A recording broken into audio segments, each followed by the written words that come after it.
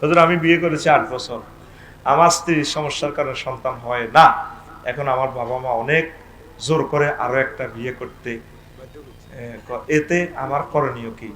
বাধ্য করতে বলছে আর কি, বা এরকম হইতে পারে। একটু ইসলামের আলোকে জানতেছে, তোর মা বাপ কিনলে জোর করে বিয়ে করাইবো? চিকিৎসা করাবে বউয়ের। হ্যাঁ, বাচ্চা কি তোর দরকার না তোর মা বাপের দরকার? সময় হলে এমনি হবে।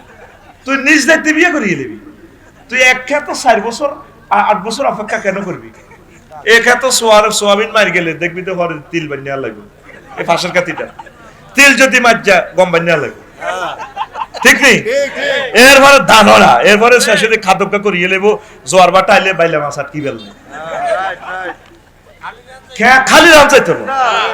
তোর 8 বছর তোর মা বাবা এই প্রশ্নটা তুই সিটেরই ভাবে করছো, 200% শিওর এই প্রশ্নটা তুই বানাই করছো, তুই আসলে বিয়ে করছ, তুই এটা ভিডিও ভাইরাল করি বললে এইসব প্রশ্ন করছো, আই এম শিওর। কারণ প্রশ্নের সাথে মাফহুম মিল নাই, ঠিক নেই? এবার তো করে দোলাই করি ইমাম।